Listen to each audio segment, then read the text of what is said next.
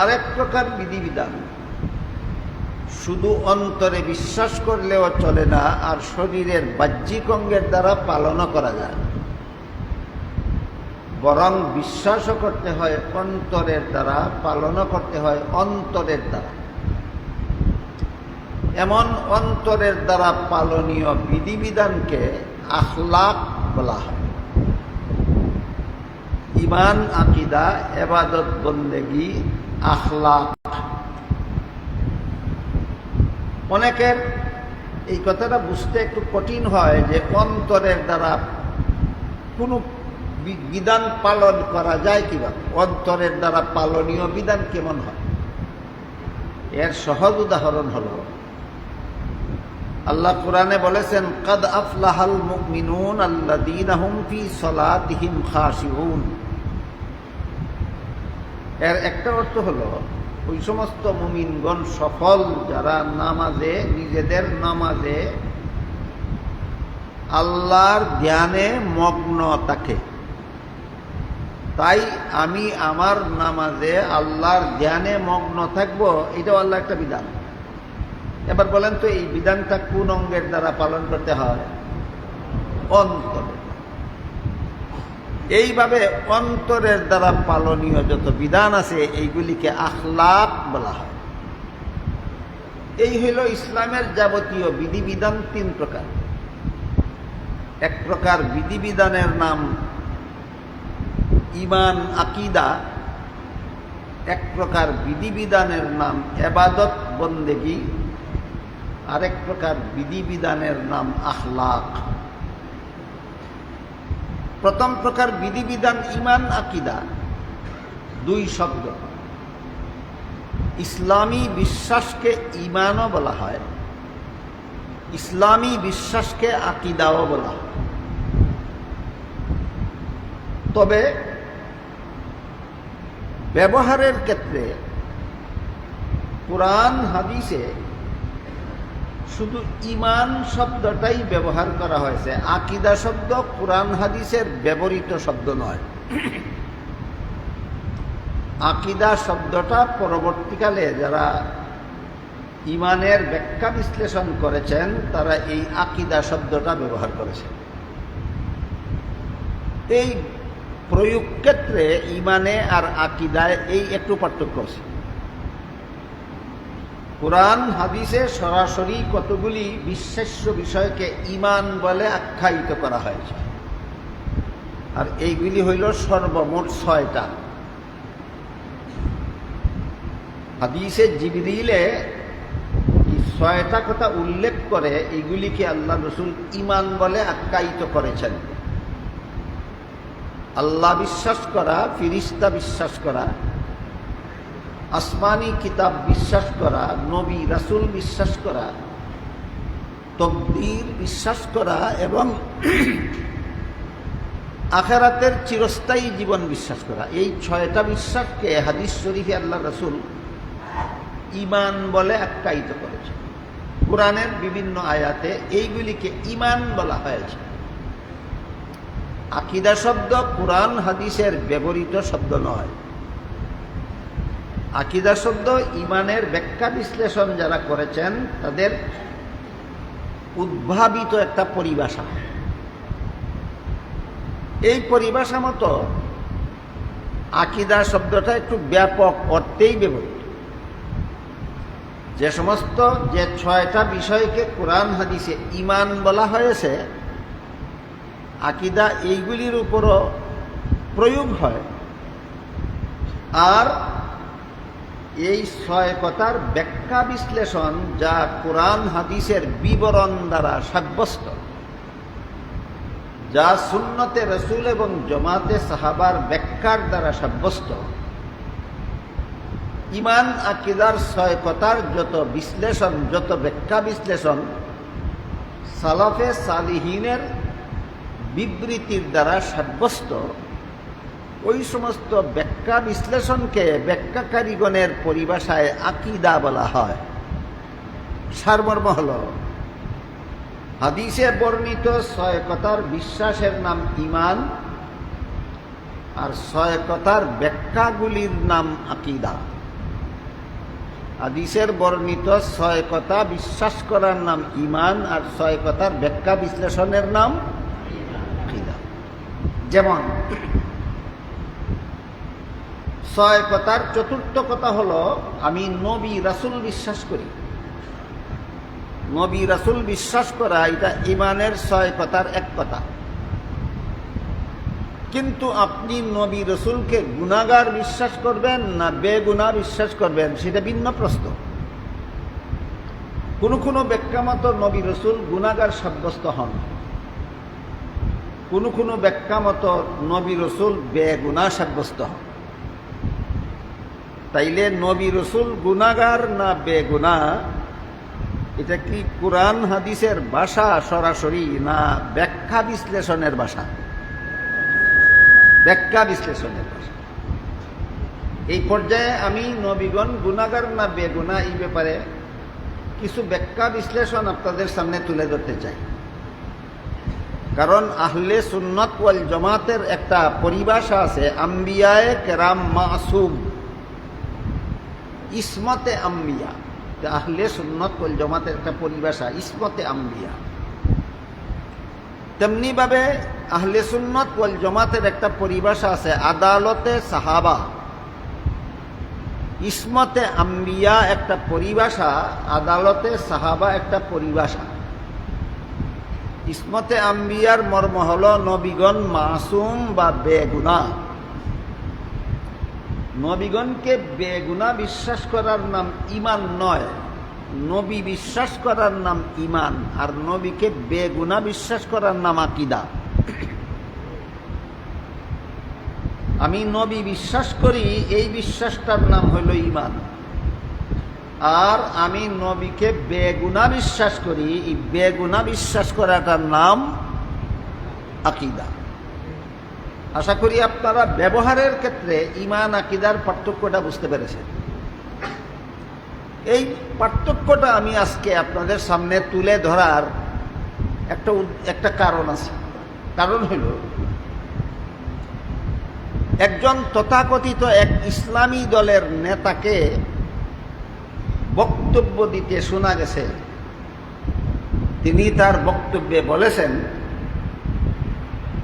কোনো লোকে বলে যে আমাদের আকীদা খারাপ। আপনারা দেখুন তো আমার আকীদা কোথায় খারাপ? আমি লা ইলাহা ইল্লাল্লাহু মুহাম্মাদুর রাসূলুল্লাহ বিশ্বাস করি, তাহলে আমার আকীদাটা খারাপ হইল কোথায়? এই গণ্ড মূর্খ বুঝেই না যে আল্লাহ বিশ্বাস করার নাম আকীদাই নয়। এই গোয়ারে জানেই না রাসূল বিশ্বাস করার নাম আকীদা নয়, এগুলির নাম ঈমান। তোমার ঈমান ঠিক আছে বলে আকীদা খারাপ কিনা এটা বোঝা যাবে কিভাবে? তুমি আল্লাহ বিশ্বাস করো, তোমার ঈমান আছে। তুমি রাসূল বিশ্বাস করো, তোমার ঈমান আছে। কিন্তু আল্লাহকে কোন ব্যাখ্যা মতে বিশ্বাস করো, সেই ব্যাখ্যায় গেলে দেখা যাবে তোমার আকীদা ভালো না খারাপ। নবী রাসূলকে তুমি কোন ব্যাখ্যা মতে বিশ্বাস করো, সেই ব্যাখ্যায় গেলে বোঝা যাবে তোমার আকীদা ভালো না খারাপ। এইভাবে একটা জগা খিচুড়ি মার্কা বক্তব্য এত বড় নেতা দিল কেন? কারণ সে ইসলামী জ্ঞানে সম্পূর্ণ মূর্খ। সে ঈমান এবং আকীদার ব্যবহারিক পার্থক্যই বুঝে না। এখন আমাদের মাদ্রাসার ছাত্ররাও যদি বুঝে না, তাহলে এই গণ্ড মূর্খ যেভাবে বুঝাইল এরা এইভাবেই বুঝে নিবে। এই কারণে আমাদের অন্তত কওমি মাদ্রাসার ছাত্রদের বোঝা দরকার, 6 কথা বোঝাবার জন্য ঈমান শব্দ ব্যবহার করা হয়, আর 6 কথার ব্যাখ্যা বোঝাবার জন্য আকীদা শব্দ ব্যবহার করা হয়। এই 6 কথার চতুর্থ কথা হলো নবী রাসূল বিশ্বাস করা। এই নবী রাসূল সম্পর্কে 2 ধরনের ব্যাখ্যা আছে। এক ব্যাখ্যা মতে নবী বেগুনাহ, আর এক ব্যাখ্যা মতে নবী গুনাহগার। যে ব্যাখ্যা মতে নবী বেগুনাহ, এরকম ব্যাখ্যা কোরআনের দ্বারাও প্রমাণিত। যেমন কোরআনের এক আয়াতে আল্লাহ বলেন, লা ইয়ানালু আহদিজ জালিমিন। এর অর্থ হলো গুনাহগারদেরকে আমি নবুয়তের পদ দান করি না, গুনাহগারদেরকে নবী বানাই না। এই আয়াতটা এই ব্যাপারে সুস্পষ্ট। সমস্ত নবীগণের বেলায় সার্বজনীন মূলনীতি বর্ণনা করে আল্লাহ বলেন, লা ইয়ানালু আহদিজ জালিমিন, গুনাহগারদেরকে নবী বানাই না। কিন্তু এদিক দিয়া যেভাবে আয়াতটা সুস্পষ্ট নবীগণ বেগুনাহ হওয়ার ব্যাপারে, অন্যদিকে কোরআনের বিভিন্ন আয়াতে বিভিন্ন নবীর নামের সাথে আল্লাহ গুনাহ অর্থবোধক শব্দ ব্যবহার করেছেন। যেমন মুহাম্মাদুর রাসূলুল্লাহ সাল্লাল্লাহু আলাইহি ওয়াসাল্লামকে আল্লাহ বলেন, লিয়াগফিরা লাকাল্লাহু মা তাকাদ্দামা মিন যামবিকা। এখানে যামবিকা শব্দের অর্থই হইল আপনার গুনাহ। ওই দিকটা বলেন গুনাহগারদেরকে নবী বানাই না, এদিক দিয়ে আমাদের নবীকে বলেন আপনার গুনাহ। তাহলে বাহ্যিক দৃষ্টিতে আল্লাহর দুইটা কথার মধ্যে সাংঘর্ষিকতা দেখা যায়, যেটাকে মাদ্রাসার পরিভাষায় তাআরুজ বলা হয়। লা ইয়ানালু আহদিজ জালিমিন আর মিন যামবিকা, এই দুই আয়াতাংশের মধ্যে বাহ্যিক দৃষ্টিতে তাআরুজ দেখা যায়, সাংঘর্ষিকতা দেখা যায়। কোরআনের দুই কথায় সাংঘর্ষিকতা হতে পারে কিনা এই ব্যাপারে আল্লাহ আরেক আয়াতে বলেন, লাউ কানা মিন ইনদি গায়রিল্লাহি লাওয়াজাদু ফীহি ইখতিলাফান কাসীরা। কোরআন যদি আল্লাহর নাজিলকৃত না হতো, কোরআন যদি কারো মন গড়া রচিত হতো, তাইলে কোরআনে অনেকগুলি স্ববিরোধিতা পাওয়া যেত। যেহেতু কোরআন কারো মন গড়া রচিত নয়, যেহেতু কোরআন আল্লাহর নাজিলকৃত, সুতরাং এখানে কোনো স্ববিরোধিতা নাই। আমরা নবীর গুনার ব্যাপারে কোরআনের দুই আয়াতে স্ববিরোধিতা দেখতে পাই, কিন্তু আল্লাহ পরিষ্কার ভাষায় অন্য আয়াতে বলে দিয়েছেন কোরআনে কোনো স্ববিরোধিতা নাই। তাহলে আমরা যেই স্ববিরোধিতা দেখতে পাই, এটার সমাধানের দরকার। আল্লাহ তো বলেন কোরআনের মধ্যে কোনো স্ববিরোধিতা নাই। আমরা যে দেখতে পাচ্ছি, এক আয়াতে আল্লাহ বলেন নবীগণ বেগুনাহ, আর এক আয়াতে বলেন নবী আপনার গুনাহ। এর সমাধান লাগবে। এই সমাধান পাওয়া যাবে কোথায়? এই সমাধান পাওয়া যাবে সালাফে সালিহিনের ব্যাখ্যার মধ্যে। সাহাবা, তাবিঈন, তাবে তাবিঈন কুরআনের যে ব্যাখ্যা করেছেন, এই ব্যাখ্যা তারা রাসূল করিম সাল্লাল্লাহু আলাইহি ওয়াসাল্লামের কাছ থেকে শিখেছেন। আর রাসূল কুরআনের ব্যাখ্যা সরাসরি আল্লাহর কাছ থেকে শিখেছেন। এটা আগে এই ব্যাপারটা আমি একটু ক্লিয়ার করে দিই। যে সমস্ত লোকেরা নবীগণকে গুনাহগার সাব্যস্ত করে, এই সমস্ত লোকেরা কোরআনের ব্যাখ্যা করতে গিয়া বলে যে আমরা পূর্ববর্তী কোনো ব্যাখ্যাকারীর অনুসরণ করি না, আমরা কোরআনের পরবর্তী যুগের কোনো ব্যাখ্যাকারীদের অনুসরণ করি না, আমরা নিজে নিজে কোরআন পড়ি আর মনে মনে বুঝি, যা বুঝি তাই ব্যাখ্যা করি। আল্লামা জালালউদ্দিন সিয়ুতি রহমতুল্লাহি আলাইহি আল ইতকান ফি উলুমিল কুরআন নামক কিতাবে লিখেছেন, কোরআনের মন গড়া ব্যাখ্যা 5 প্রকার। এর মধ্যে এক প্রকার মন গড়া ব্যাখ্যা হলো, কোনো উস্তাদের কাছে কোরআনের ব্যাখ্যা শিখে না, সে নিজে নিজেই কোরআনের ব্যাখ্যা করে। এই 5 প্রকার মন গড়া ব্যাখ্যার এক প্রকার।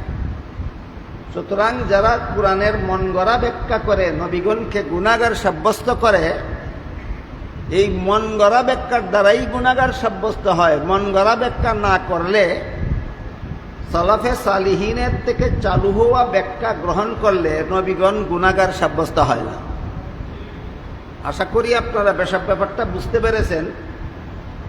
নবীগণ গুনাহগার না বেগুনাহ, এই প্রশ্নের জবাবে যারা নবীগণকে গুনাহগার সাব্যস্ত করেন, তারা কোরআনের সহি ব্যাখ্যার আলোকে না মন গড়া ব্যাখ্যার আলোকে?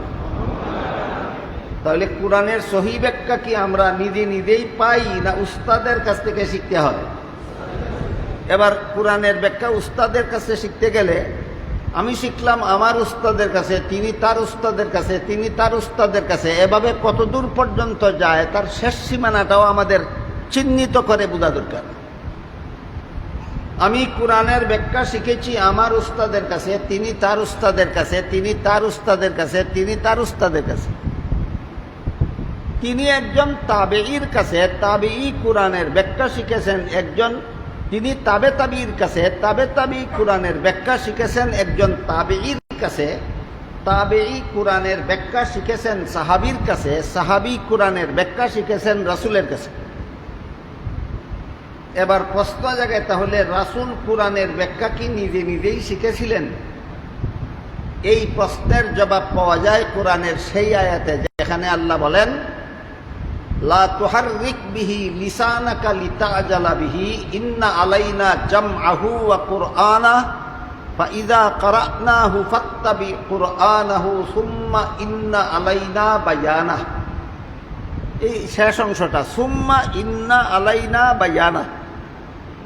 অতঃপর এই কোরআনকে বুঝিয়ে দেওয়া, বর্ণনা করা, এই কোরআনের ব্যাখ্যা বিশ্লেষণ আপনাকে শিক্ষা দেওয়া, এটা আমি আল্লাহর দায়িত্ব। এই আয়াতের দ্বারা পরিষ্কার হয়ে গেল একজন উম্মতে তাবে তাবির কাছে কোরআনের ব্যাখ্যা শিখেছিল, তিনি একজন তাবেঈর কাছে কোরআনের ব্যাখ্যা শিখেছিলেন, তিনি একজন সাহাবীর কাছে কোরআনের ব্যাখ্যা শিখেছিলেন, সাহাবী রাসূলের কাছে কোরআনের ব্যাখ্যা শিখেছিলেন। রাসূল কোরআনের ব্যাখ্যা নিজে নিজেই বুঝেছিলেন না আল্লাহর কাছে শিখেছিলেন? কোরআন ব্যাখ্যার এই উস্তাদের ধারাবাহিকতাটা কোনো দিন যেন কওমি মাদ্রাসার কোনো ছাত্র ভুলে না যায়। অন্তত কওমি মাদ্রাসার কোনো ছাত্র কোরআন ব্যাখ্যার এই ধারাবাহিকতা যেন ভুলে না যায়। আল্লাহ রাসূলকে কোরআনের যেই ব্যাখ্যা শিক্ষা দিয়েছিলেন, রাসূল তার সাহাবাগণকে সেই ব্যাখ্যাই শিক্ষা দিয়েছিলেন। সাহাবাগণ রাসূলের কাছে কোরআনের ব্যাখ্যা যেমনটা শিখেছিলেন, তাবেঈনকে তেমনটাই শিক্ষা দিয়েছিলেন। তাবেঈন সাহাবায়ে কেরামের কাছ থেকে কোরআনের ব্যাখ্যা যেমনটা শিখেছিলেন, তাবে তাবেঈনকে তেমনটাই শিক্ষা দিয়েছিলেন। এই তিন শ্রেণীর লোকদের ব্যাপারে হাদিস শরীফে রাসূল করিম সাল্লাল্লাহু আলাইহি ওয়াসাল্লাম বলেন, খায়রুল কুরুনি কারনি সুম্মাল্লাযীনা ইয়ালুনাহুম সুম্মাল্লাযীনা ইয়ালুনাহুম সুম্মা ইয়াফশুল কিযব আও কামা ক্বালা আলাইহিস সালাতু ওয়াসসালাম। রাসূল বলেন, আমার যুগের মুসলমান সর্বশ্রেষ্ঠ মুসলমান সাহাবায়ে কেরাম, তাদের পরের যুগের মুসলমান তাবেঈন দ্বিতীয় পর্যায়ের শ্রেষ্ঠ মুসলমান, তাদের পরের যুগের মুসলমান তাবে তাবেঈন এরাও তৃতীয় পর্যায়ে শ্রেষ্ঠ মুসলমান। উম্মতের শুরুর দিকের তিন শ্রেণীর মুসলমানকে আল্লাহ রাসূল শ্রেষ্ঠ মুসলমান আখ্যা দিয়ে সাথে সাথে বলেছেন এরপরে মিথ্যার ছড়াছড়ি হবে। এজন্য কোরআনের সহি ব্যাখ্যা আল্লাহ রাসূলকে শিক্ষা দিয়েছিলেন, রাসূল পরবর্তী সাহাবাদেরকে শিক্ষা দিয়েছিলেন। এই সহি ব্যাখ্যার ধারাবাহিকতা নিশ্চয়তার সাথে তাবে তাবি পর্যন্ত পৌঁছে। সুতরাং কোরআনের এক আয়াতে আল্লাহ বলেছেন নবীগণ বেগুনাহ, আর এক আয়াতে বলেছেন নবীর গুনাহ। তো আল্লাহর কথার মধ্যে তো সাংঘর্ষিকতা নাই, আল্লাহ নিজেই দাবি করেছেন। তাহলে আমরা যে সাংঘর্ষিকতাটা দেখতে পাচ্ছি, এটার সমাধান আমি নিজে নিজেই করব মন গড়া ব্যাখ্যা মতো, না অনুসরণীয় তিন যুগের মনীষীদের কাছ থেকে নিতে হবে? অনুসরণীয় তিন যুগের মনীষীদের কাছ থেকে এই সাংঘর্ষিকতার সমাধান নিতে হবে। তাদেরকেই সালাফে সালিহিন বলা হয়।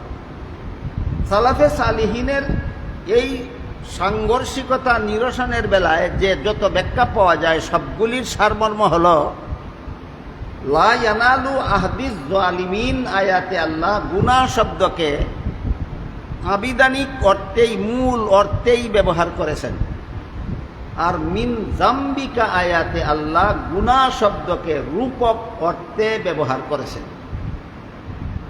এখানে বাকি কথা বোঝার জন্য মূল অর্থ আর রূপক অর্থের পার্থক্যটাও ক্লিয়ার হওয়া দরকার। কোনো শব্দের যে অর্থ অভিধানে লেখা থাকে, এই অর্থটাকে আবিধানিক অর্থ বা মূল অর্থ বলা হয়। আর এই শব্দটাকেই যদি বিশেষ কোনো সম্প্রদায়, বিশেষ কোনো দল, বিশেষ কোনো গোষ্ঠী, বিশেষ কোনো শাস্ত্র ভিন্ন কোনো অর্থে ব্যবহার করতে করতে ব্যবহারটা যদি সমাজে চালু হয়ে যায়, ওই অর্থটাকে মানায় মাজাজি বলা হয়, এই অর্থটাকে রূপক অর্থ বলা হয়। মূল বিষয়টা সহজে বোঝার জন্য আমি এই ব্যাপারে একটা সহজ উদাহরণ পেশ করি।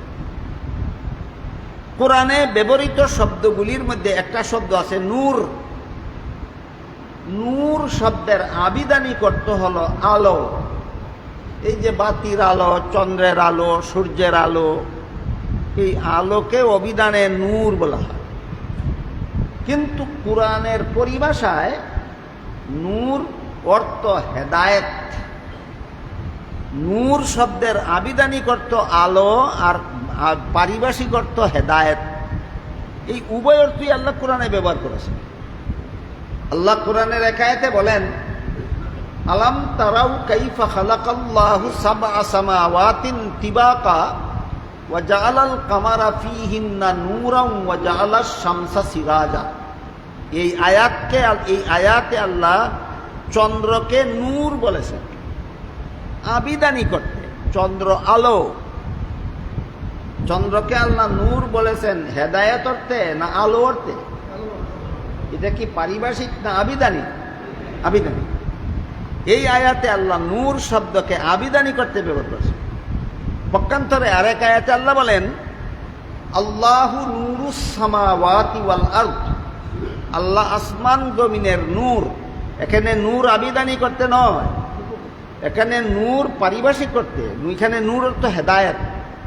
আসমান জমিনের আলোর নাম আল্লাহ না, আসমান জমিনের সমস্ত বাসিন্দাদের হেদায়েতকারীর নাম আল্লাহ। তাহলে প্রথম আয়াতে আল্লাহ নূর শব্দটাকে আবিধানি করতে ব্যবহার করেছেন, আর দ্বিতীয় আয়াতে আল্লাহ নূর শব্দকে পারিভাষিক করতে ব্যবহার করেছেন, রূপক অর্থে ব্যবহার করেছেন। এই রূপক অর্থের স্থানে যদি কেউ মূল অর্থ ব্যবহার করে, আর মূল অর্থের স্থানে যদি কেউ রূপক অর্থে ব্যবহার করে, তাহলে এটা একদিকে কোরআনের মন গড়া ব্যাখ্যা হয়, অপরদিকে এই মন গড়া ব্যাখ্যার কারণে তার ঈমান থাকে না, সে বেঈমান কাফের হয়ে যায়। আর একটু ক্লিয়ার করে বলি, আল্লাহ বলেন চন্দ্রটা হলো নূর, কোন অর্থে? আলো। আপনি যদি এটাকে রূপক করতে ধরেন, চন্দ্র হেদায়েত। চন্দ্র কি হেদায়েতের মালিক না আল্লাহ হেদায়েতের মালিক? এখানে পারিভাষিক অর্থে চন্দ্রকে নূর বললে ঈমান থাকবে না। আর ওইখানে আল্লাহ আল্লাহু নূরুস সামাওয়াতি ওয়াল আরদি বলেছেন, আল্লাহ আসমান জমিনের নূর। সেখানে যদি আপনি মূল অর্থে গণ্য করেন, আপনার ঈমান থাকবে না। সূর্যের আলোর নাম আল্লাহ না, চন্দ্রের আলোর নাম আল্লাহ নয়, বাতির আলোর নাম আল্লাহ নয়। বাতির আলোকে আল্লাহ বিশ্বাস করলে ঈমান থাকবে না।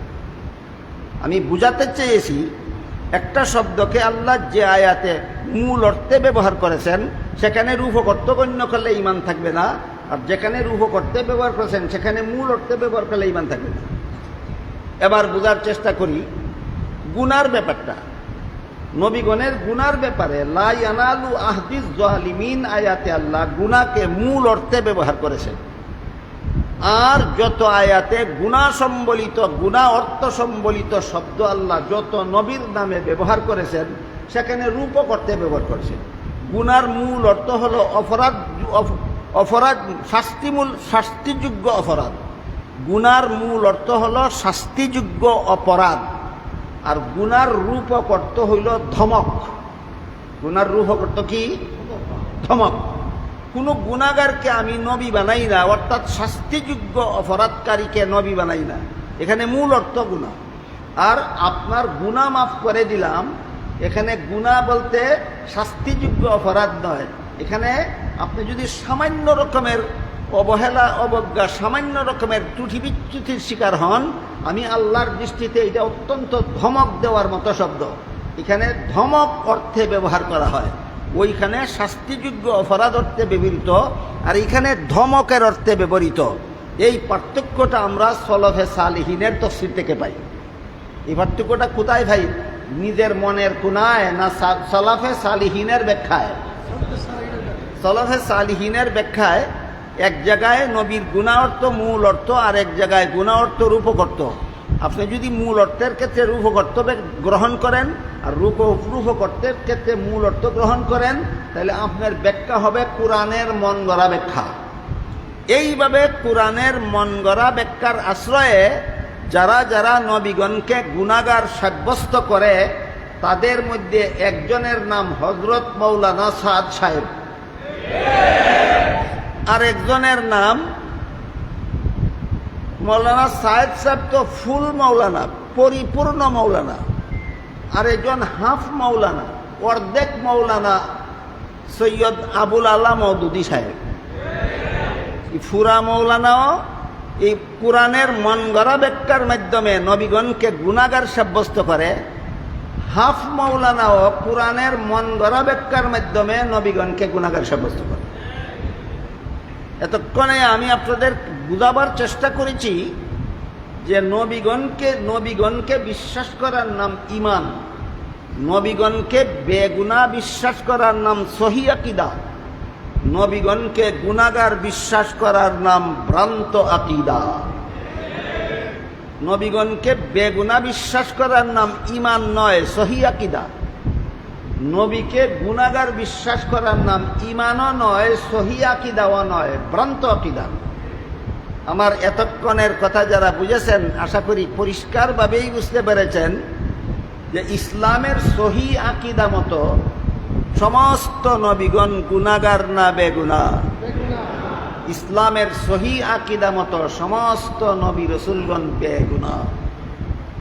নবীগণকে গুনাহগার সাব্যস্ত করার এই ভ্রান্ত মতবাদ, নবীগণকে গুনাহগার সাব্যস্ত করার এই ভ্রান্ত মতবাদ কোনো মুসলমানের মস্তিষ্ক প্রসূত নয়, বরং নবীগণকে গুনাহগার সাব্যস্ত করার এই জঘন্যতম ভ্রান্ত মতবাদ খ্রিস্টানদের কাছ থেকে আমদানিকৃত। এবারে আমরা এই কথাটা বোঝার চেষ্টা করি। বাংলাদেশে খ্রিস্টানেরা তাদের ধর্ম প্রচারের জন্য যত বই পুস্তক প্রকাশ করেছে, এগুলির মধ্যে একটা বইয়ের নাম আছে কোরআনের আলোকে বেহেশতে যাওয়ার পথ। বানরেরা বইয়ের নামটাই এমন শব্দ চয়নে রেখেছে যে শব্দগুলি দেখলে একজন সাধারণ মুসলমান কল্পনাও করতে পারবে না যে এই বইটা কোনো খ্রিস্টানের লেখা। মনে করবে আলেম ছাড়া কোরআনের আলোক বুঝবে কোথায়, আলেম ছাড়া বেহেশতে যাওয়ার পথ বুঝবে কে? সাধারণ মুসলমান নামটা দেখলেই মনে করবে হয়তো কোনো আলেমের লেখা। আসলে আলেমের লেখা নয়, কোনো মুসলমানের লেখা নয়, এটা খ্রিস্টানদের লেখা একটা বইয়ের নাম কোরআনের আলোকে বেহেশতে যাওয়ার পথ। এই বইয়ে খ্রিস্টানেরা লিখেছে প্রথম মানুষ আদম প্রথম নবী, তিনি সর্বপ্রথম গুনাহগার। প্রথম মানুষ আদম প্রথম গুনাহগার। কি ছিল সেই আদমের গুনাহ? লেখে জান্নাতে নিষিদ্ধ গাছের ফল খাওয়া ছিল আদমের গুনাহ। এখন আলোচনা ভিন্ন দিকে চলে যায়। আপাতত মূল আলোচনাটা একটু সময়ের জন্য মুলতবি রেখে এই শাখাটা ক্লিয়ার করি। খ্রিস্টানেরা যে লেখলো জান্নাতে নিষিদ্ধ গাছের ফল খাওয়া ছিল আদমের গুনাহ, তাই প্রথম নবী আদম প্রথম গুনাহগার, প্রথম মানুষ আদম প্রথম গুনাহগার। এই যুক্তির ভিত্তিটা কতটুকু শুদ্ধ বাবু? আদম আলাইহিস সালামকে আল্লাহ জান্নাতে একটি গাছের ফল খেতে নিষেধ করেছিলেন, কিন্তু শেষ পর্যন্ত আদম শয়তানের ধোঁকায় পড়ে নিষিদ্ধ গাছের ফল খেয়েছিলেন। এই ঘটনা কোরআনের বিভিন্ন আয়াতে আছে, রাসূলের বিভিন্ন হাদিসে আছে। যারা কোরআনের মন গড়া ব্যাখ্যা করে তারা বলে আল্লাহর আদেশ নিষেধ লঙ্ঘন করলেই তো গুনাহ হয়, আর আদম যে লঙ্ঘন করলেন সে কথা তো কোরআনেই আছে। সুতরাং নিষিদ্ধ গাছের ফল খাওয়া যেহেতু আল্লাহর নিষেধ লঙ্ঘন, তাই নিষেধ লঙ্ঘনের নাম ওই গুনাহ, এই জন্য আদম গুনাহগার। এটা হইল কোরআনের মন গড়া ব্যাখ্যার ভাষণ। আদমের নিষিদ্ধ গাছের ফল খাওয়ার সহি ব্যাখ্যা হইল, মানুষের কোনো কাজে সওয়াব হয়, কোনো কাজে গুনাহ হয় দুনিয়ার জীবনে, জান্নাতি জীবনের কোনো কাজে সওয়াব নাই, গুনাহ নাই। এবার বলুন, আদম নিষিদ্ধ গাছের ফল খেয়েছিলেন দুনিয়ার জীবনে না জান্নাতি জীবনে? এর সাথে সওয়াবেরও কোনো সম্পর্ক নাই, গুনারও কোনো সম্পর্ক নাই। সুতরাং এই ব্যাখ্যাটা লা ইয়ানালু আহদিস জালিমিনের সাথে সাংঘর্ষিক না, অনুকূল। এই জন্য এই ব্যাখ্যাটা হইল সহি। আরেক ব্যাখ্যা হইল, আদমের নিষিদ্ধ গাছের ফল খাওয়ার আরেকটা বিশুদ্ধ ব্যাখ্যা হলো, দুনিয়ার জীবনেও কোনো মানুষ আল্লাহর নিষিদ্ধতার কথা ভুলে গিয়ে যদি লঙ্ঘন করে তাহলে দুনিয়াতেও গুনাহ হয় না। যেমন রোজাদারদেরকে আল্লাহ দিনের বেলায় খানা পিনা করতে নিষেধ করেছেন, কিন্তু কোনো রোজাদার যদি রোজার কথা ভুলে গিয়ে খানা পিনা করেই ফেলে, বলুন তো আপনারা কি পরিমাণ গুনাহ হয়? মোটেও না। আল্লাহর নিষেধ লঙ্ঘন হইল কিন্তু গুনাহ হইল, কেন? ভুলের কারণে। ঠিক তেমনি ভাবে আদমের নিষিদ্ধ গাছের ফল খাওয়ার ব্যাপারও আল্লাহ বলেন নাসিয়া আদম, আদম ভুলে গেল। তুমি ভুলে গিয়ে আল্লাহর নিষেধ লঙ্ঘন করলে গুনাহ হয় না। তোমার বাবার বাবার বাবা 14 গোষ্ঠীর বাবা আদমে ভুলে গিয়ে আল্লাহর নিষেধ লঙ্ঘন করলে গুনাহ হয়, তুই বেটা কোরআন শিখ। সুতরাং খ্রিস্টানেরা যে দেখলো প্রথম নবী আদম জান্নাতে নিষিদ্ধ গাছের ফল খেয়ে প্রথম গুনাহগার হয়েছিলেন, সহি ব্যাখ্যা মতো না ভুল ব্যাখ্যা? অতঃপর এই বইয়ে খ্রিস্টানেরা লেখে, যেহেতু জান্নাতে নিষিদ্ধ গাছের ফল খেয়ে আদম গুনাহ করেছিলেন, তাই এই আদমের বংশে পরবর্তীতে যত নবী জন্মগ্রহণ করেছে সবগুলি জন্মগত গুনাহগার। আদমের গুনাহ ছিল নিষিদ্ধ গাছের ফল খাওয়া, আর পরবর্তী নবীগণের গুনাহ ছিল গুনাহগারের ঘরে জন্ম হওয়া। পরিষ্কারভাবে বুঝুন, খ্রিস্টানদের ধর্মমতে আদমের গুনাহ ছিল জান্নাতে নিষিদ্ধ গাছের ফল খাওয়া, আর পরবর্তী নবীগণের গুনাহ ছিল গুনাহগার আদমের ঔরসে জন্ম হওয়া। জন্ম হওয়াটাই গুনাহ। এই জন্য আল্লাহ পাক রব্বুল আলামিন শেষ পর্যন্ত একজন নবীকে বেগুনাহ বানাবার জন্য তাকে আর গুনাহগার আদমের বংশে জন্ম না দিয়ে আল্লাহ নিজের ঔরসে জন্ম দিলেন। তিনি হলেন হযরত ঈসা আলাইহিস সালাম। শুধুমাত্র ঈসা নবী আল্লাহর বংশে জন্ম হওয়ার কারণে বেগুনাহ, আর বাকি সবগুলি নবী পাপিষ্ঠ আদমের বংশে জন্ম হওয়ার কারণে সবগুলি নবী গুনাহগার। খ্রিস্টানদের ধর্মীয় আকীদা বিষয়টা বুঝার পরে এবার বলুন, যে কোনো ভুল ব্যাখ্যা, যে কোনো মন গড়া ব্যাখ্যার মাধ্যমে নবীগণকে গুনাহগার সাব্যস্ত করা ইসলামী মতাদর্শ না খ্রিস্টানি মতাদর্শ? সুতরাং মুসলমান সমাজে যে কোনো পণ্ডিত যে কোনো অপব্যাখ্যার মাধ্যমে নবীগণকে গুনাহগার সাব্যস্ত করে, এরা জেনে হোক না জেনে হোক, বুঝে হোক না বুঝে হোক, এরা মুসলমানদের সমাজে খ্রিস্টানদের দালালি করে বেড়ায়।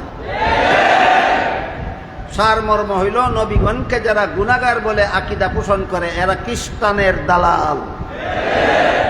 নবীগণকে গুনাহগার সাব্যস্ত করার মতো সকল প্রকার অপব্যাখ্যা কোনো মুসলমানের মস্তিষ্ক প্রসূত নয়, এটা খ্রিস্টানদের কাছ থেকে আমদানিকৃত। এই হইল তার ইতিহাস। কাজেই আমরা নবীগণকে যদি গুনাহগার মনে করি তাহলে আমার ঈমান নাই না আকীদা খারাপ? আকীদা খারাপ। নবীগণকে যদি বেগুনাহ বিশ্বাস করি তাহলে আমার আকীদা খারাপ না আকীদা ভালো? এই একটা পর্যালোচনা বর্তমান বাংলাদেশে চলছে, কোন মুসলমানের আকীদা ভালো আর কোন মুসলমানের আকীদা খারাপ। এই যে আকীদা ভালো আর খারাপ, ঈমান থাকা সত্ত্বেও কিছু মুসলমানের আকীদা হয় শুদ্ধ আর কিছু মুসলমানের আকীদা হয় ভুল। এই আকীদা ভুলের পরিণতি কি? আকীদার ভুলের সুস্পষ্ট পরিণতি বর্ণনা করে হাদিস শরীফে রাসূল করিম সাল্লাল্লাহু আলাইহি ওয়াসাল্লাম বলেন, সিনতানে ওয়া সাবউনা ফিন নার ওয়া ওয়াহিদাতুন ফিল জান্নাহ। হাদিসের মর্ম হলো রসুল বলেন আমার মুসলমান উম্মত ৭৩ দলে বিভক্ত হবে। তন্মধ্যে ৭২ দল মুসলমান ইমানের ৬ কথা বিশ্বাস করা সত্ত্বেও আকীদা ভুল হওয়ার কারণে জাহান্নামী হবে। ৭২ দল মুসলমান ইমানের ৬ কথা বিশ্বাস করা সত্ত্বেও, এই জন্যই মুসলমান। তাহলে ইমানের ৬ কথার বিশ্বাসকারী মুসলমান জাহান্নামী হওয়ার কারণ আল্লাহ রসুল কি দর্শালেন? আকীদা ভুল। ৭২ দল মুসলমানের আকীদা ভুলের কারণে জাহান্নামী হবে। এদের নামাজ, রোজা, ইবাদত, বন্দেগী, আমল, আখলাক কোনো কিছুই এদেরকে জাহান্নাম থেকে রক্ষা করতে পারবে না। কাজেই নামাজ শুদ্ধ করব আগে, রোজা শুদ্ধ করব আগে, আমল শুদ্ধ করব আগে, ইবাদত বন্দেগী শুদ্ধ করব আগে, আখলাক শুদ্ধ করব আগে, ইসলামী রাষ্ট্র প্রতিষ্ঠা করব আগে, না আকীদা সংশোধন করব আগে? এই কথাটাকে আজকাল পাল্টিয়ে দেওয়ার শয়তানি চক্রান্ত চলছে।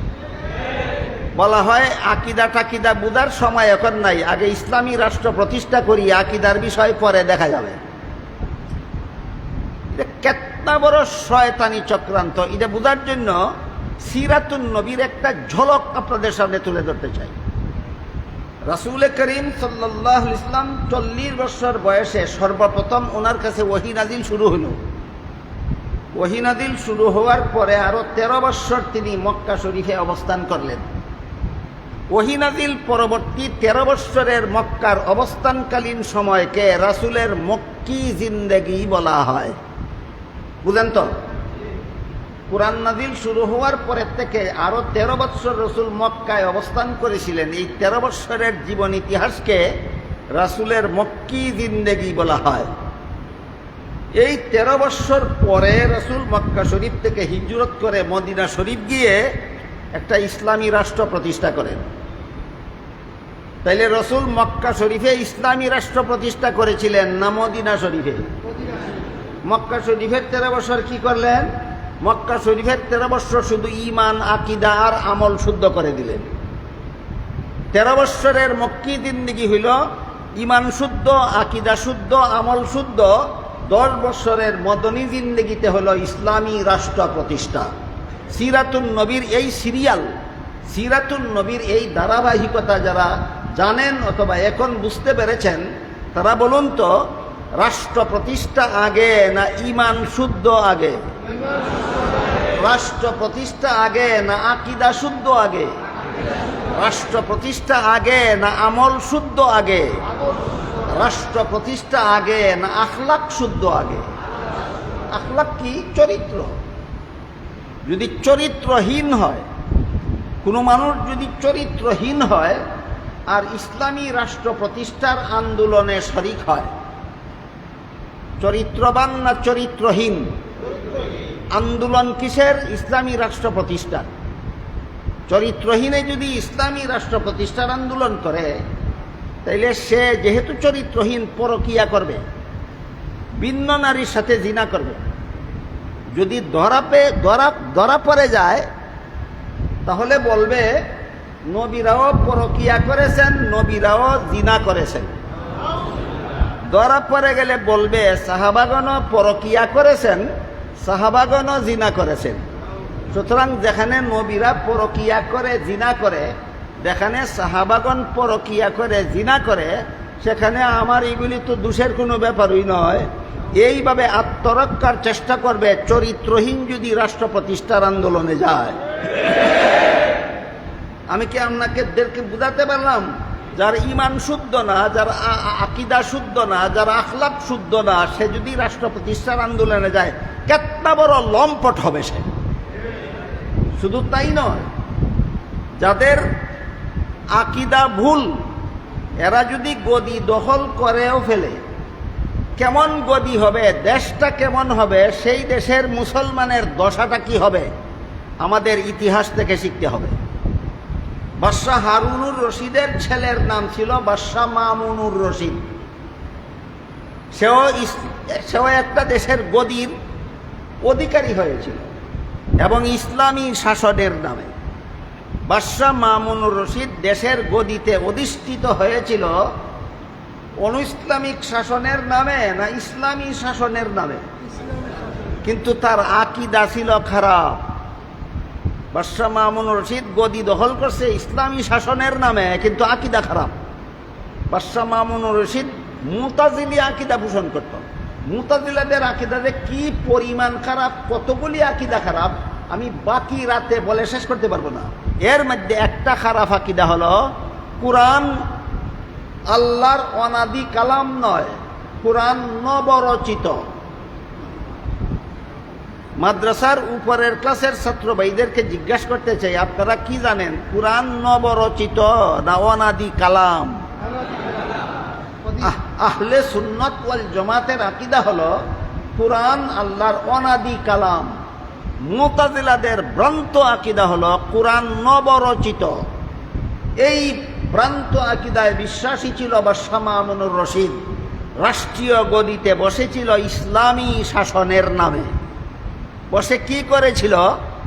এই ভ্রান্ত আকীদা গ্রহণ না করার কারণে অসংখ্য উলামায়ে কেরামকে শহীদ করেছিল, অসংখ্য উলামায়ে কেরামকে জেলখানায় বন্দী করে পাশবিক নির্যাতন করেছিল।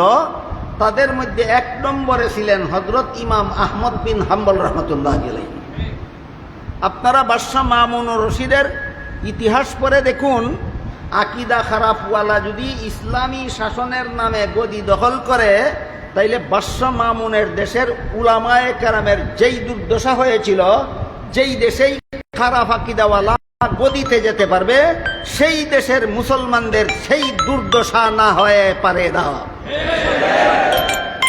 এবার বলুন, রসুলের সিরাতুন নবীর আলোকে, বাদশাহ মামুনুর রশিদের ইতিহাসের আলোকে আমরা সুস্পষ্টভাবে কি বুঝতে পারলাম? রাষ্ট্র প্রতিষ্ঠা আগে না আকীদা সংশোধন আগে? এই সিরাতুন নবীর এই সিরিয়ালকে, ইতিহাসের সেই শিক্ষাকে পাল্টিয়ে দিয়ে বর্তমান যুগের একদল আকীদার অনুসারী এরা বলে আকীদা তাকিদা দেখার টাইম নাই, এখন রাষ্ট্র প্রতিষ্ঠা করা দরকার। আমি আশা করি আমার এতক্ষণের কথা যারা শুনেছেন বুঝেছেন, আকীদা শুদ্ধ না করে রাষ্ট্র প্রতিষ্ঠার স্লোগান যারা দেয়, এরা বাদশাহ মামুনুর রশিদের মতো গুমরা পথভ্রষ্টের চেলা চামুন্ডা ছাড়া আর কিছু নয়। গেল নবী রসুল সম্পর্কে একটা আকীদা, গুনাহগার না বেগুনা, এই আলোচনা। ঠিক তেমনি ভাবে, যেমন ভাবে নবী রসুলগণকে গুনাহগার মনে করা ভ্রান্ত মতবাদ, ভুল আকীদা, নবীগণকে বেগুনা মনে করা সহি আকীদা, ঠিক তেমনি ভাবে আদালতে সাহাবা আর একটা ব্যাপার আছে। আম্বিয়ায়ে কেরাম মাসুম। আহলে সুন্নাত ওয়াল জামাতের পরিভাষায় নবীগণ হলেন মাসুম। এই মাসুমের ব্যাখ্যা এতক্ষণ আমি আপনাদের সামনে তুলে ধরেছি। আর আহলে সুন্নাত ওয়াল জামাতের আকীদা মতে সাহাবায়ে কেরাম মাসুম নন, মাগফুর। এই দুইটা পরিভাষা অন্তত আমাদের মাদ্রাসার ছাত্রদের স্মরণ রাখা দরকার। নবীগণ হলেন মাসুম আর সাহাবাগণ হলেন মাগফুর। মাসুমের অর্থ জীবনে কোনোদিন গুনাহ করেনই না, আর মাগফুরের অর্থ অতীত জীবনে গুনাহ করে থাকলেও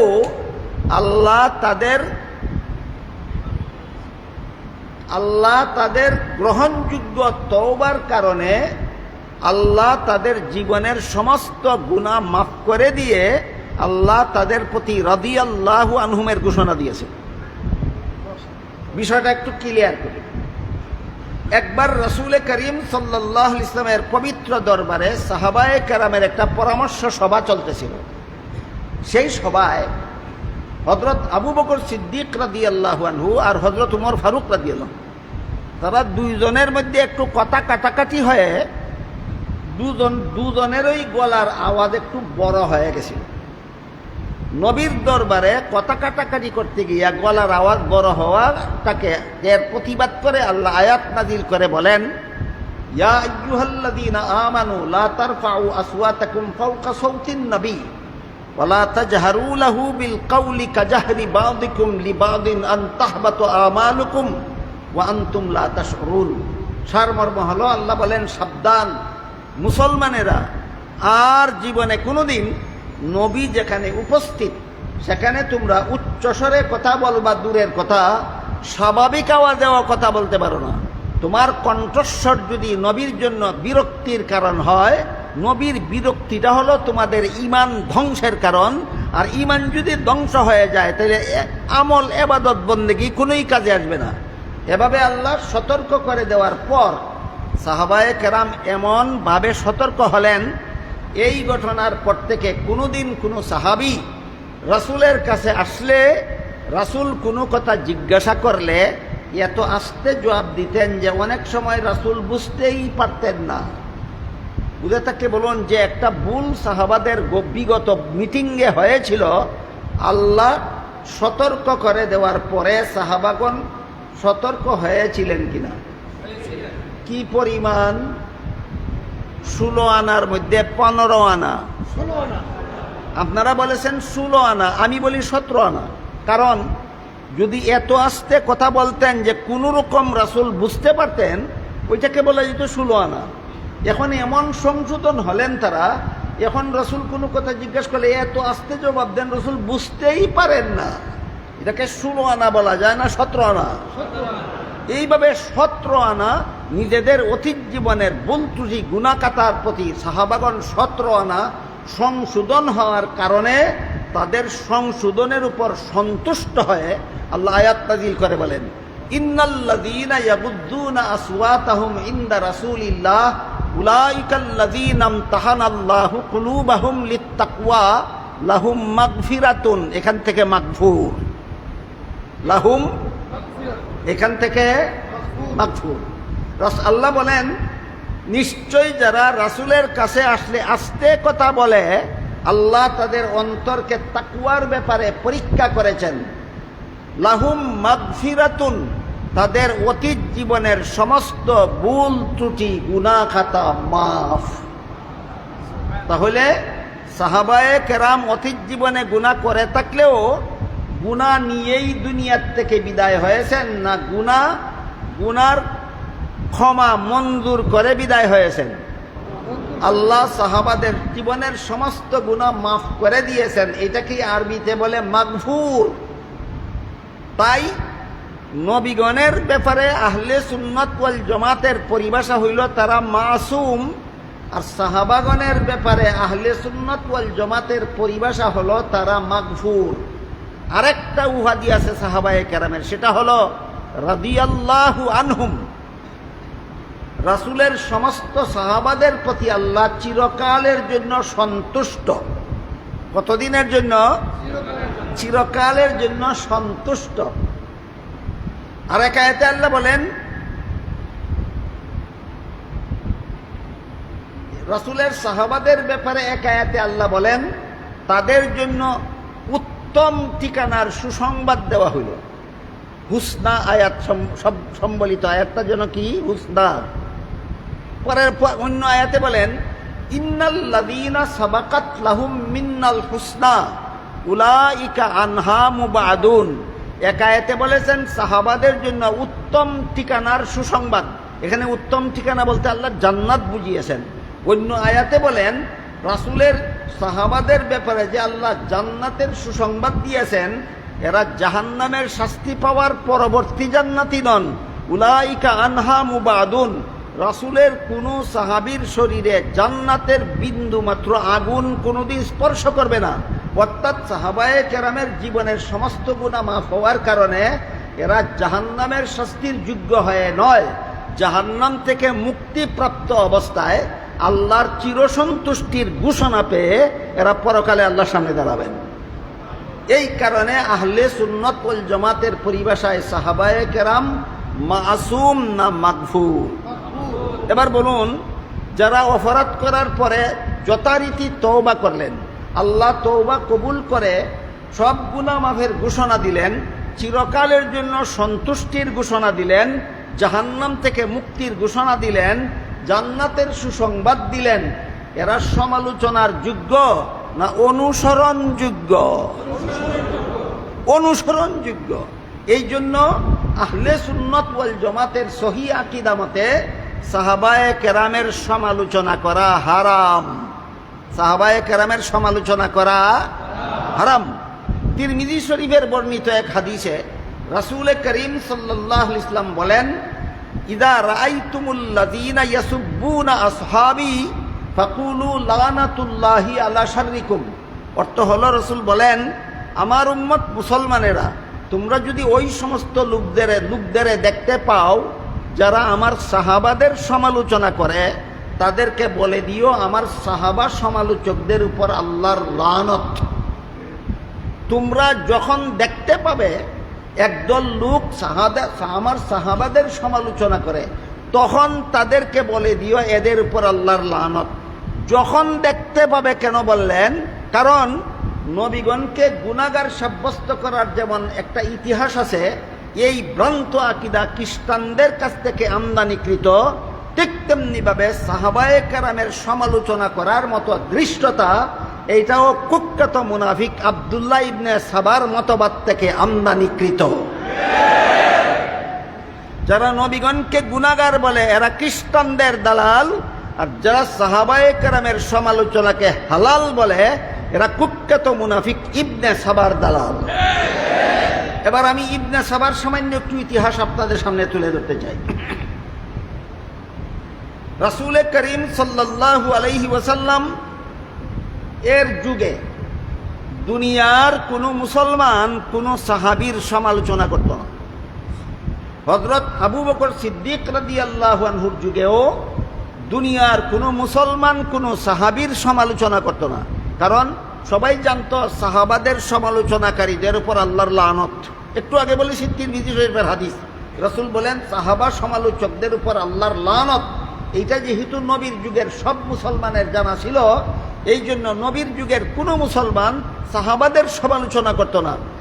হযরত আবু বকরের যুগের সব মুসলমানের এই কথা জানা ছিল, হযরত উমরের যুগের সব মুসলমানের এই কথাটা জানা ছিল যে সাহাবা সমালোচকদের উপর আল্লাহর লানত। এই জন্য নবীর যুগের কোনো মুসলমান দুনিয়ার কোনো সাহাবীর সমালোচনা করেনি, আবু বকরের যুগেও করেনি, উমরের যুগেও করেনি।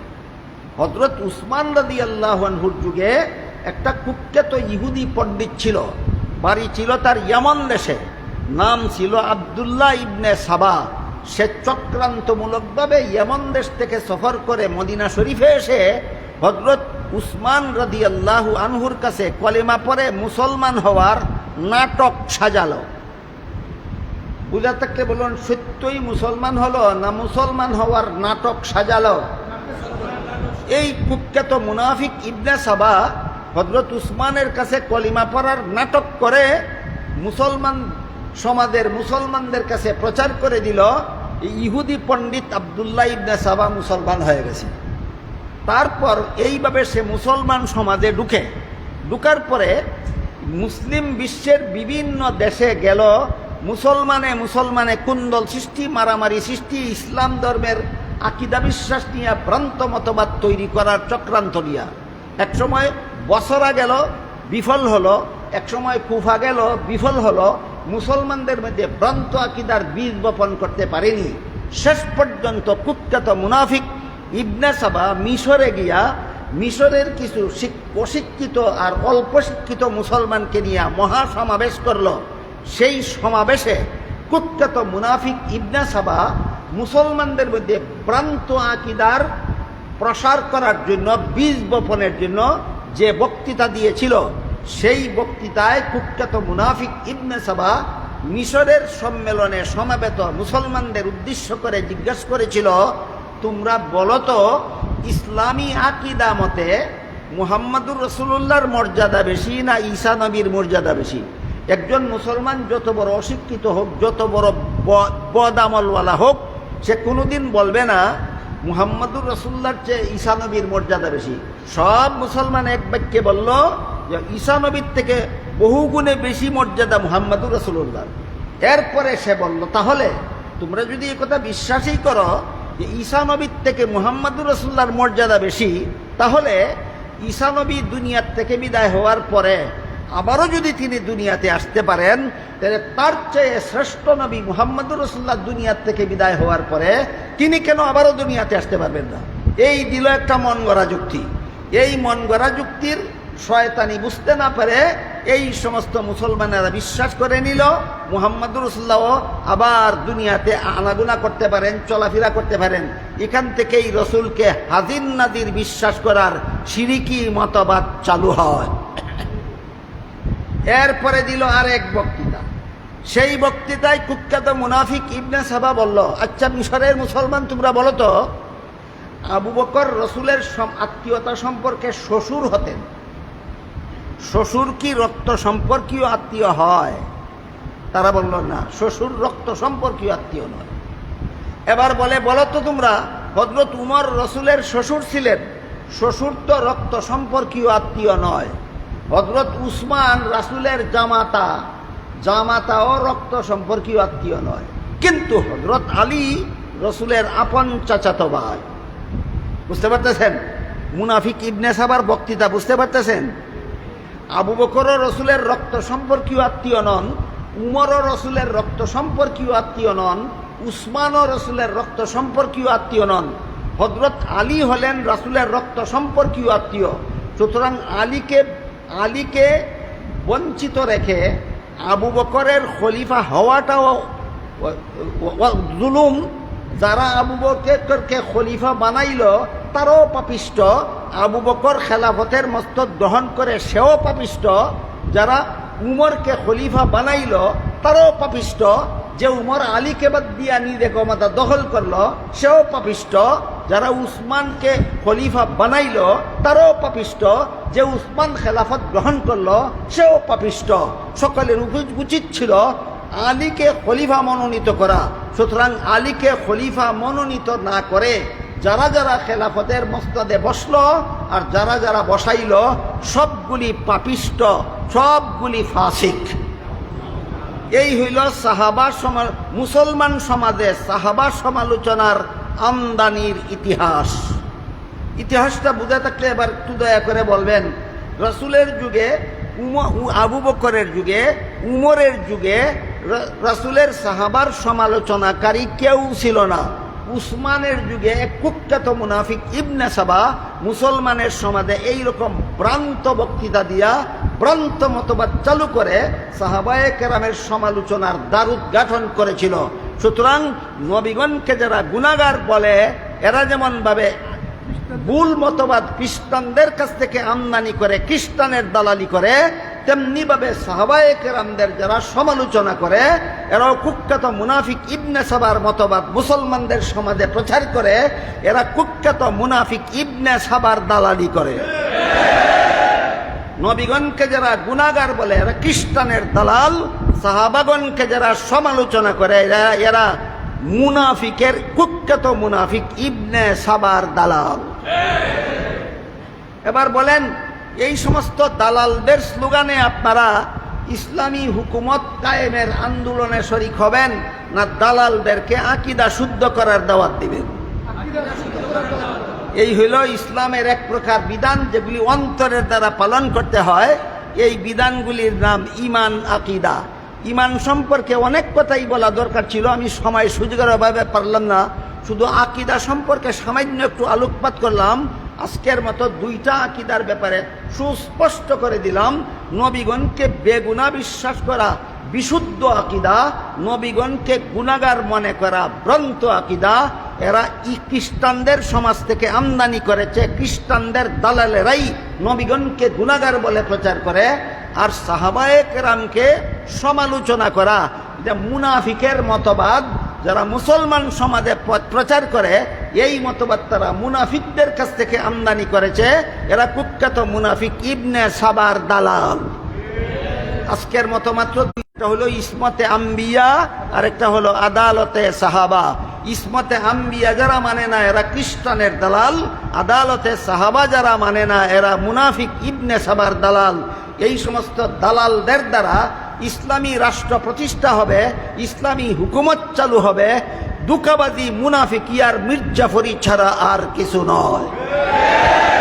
আল্লাহ আপনাদের আমাদের সবাইকে এই সমস্ত দালালদের কুচক্রান্ত থেকে মুসলমানদের ঈমান আকীদা হেফাজত করার সৌভাগ্য দান করুন। সবাই বলুন আমিন।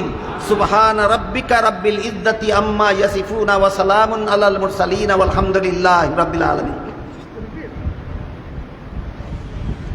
এখন দোয়া করবেন মাদানীনগর মাদ্রাসার মুহাদ্দিস এবং প্রধান মুফতি, হেফাজে ইসলাম বাংলাদেশের সংগ্রামী সাংগঠনিক সম্পাদক হযরত মাওলানা মুফতি বশিরুল্লাহ সাহেব। হুজুরের দোয়ার আগে একটা ঘোষণা করছি, আগামী 25 তারিখ এই বৃহস্পতিবারের পরের বৃহস্পতিবার আমাদের এখানে মাসিক ইসলাহি মাহফিল হবে। উক্ত মাসিক ইসলাহি মাহফিলে প্রধান অতিথি হিসেবে উপস্থিত থাকবেন জামিয়াতুল উলুমুল ইসলামিয়া মোহাম্মদপুর মাদ্রাসার মুহতামিম হযরত মাওলানা মাহমুদুল হাসান সাহেব দামাত বারাকাতুহু। আপনাদের সকলকে উক্ত ইসলাহি মাহফিলে উপস্থিত থাকার জন্য বিনীতভাবে অনুরোধ করছি। আল্লাহুম্মা সাল্লি আলা সাইয়্যিদিনা মুহাম্মদ ওয়া আলিহি ওয়া সাহবিহি ওয়াসাল্লাম তাসলিমা। দোয়া এখনই হয়ে যাবে। দোয়ার আগে আমি দুইজন বুজুর্গের দুইটা জুমলা নকল করতে চাই। একজন বুজুর্গ, ওনার নাম আমরা লইতে সাহস করি না, তারপরে লই, হযরত মাওলানা আশরাফি সাহেব থানভী রহমাতুল্লাহ আলাইহি। মোদি সাহেবের জামাত ইসলামী যখন শুরু হয় তখন পৌঁছে তো থানভী রহমাতুল্লাহ আলাইহি বলেছেন, মেরা দিল ইস তাহরিক কো কবুল नहीं करता है। হযরত থানভী রহমাতুল্লাহ আলাইহি বলেছেন, এই জামাত ইসলামের এই তাহরিক আমার দিল কবুল করে না। আরেক বুজুর্গ হযরত হোসেন আহমদ মাদানী রহমাতুল্লাহ আলাইহি, তিনি তো আরও জীবিত ছিলেন। হযরত মদনী রহমাতুল্লাহ আলাইহি জীবিত ছিলেন, হযরত থানভী রহমাতুল্লাহ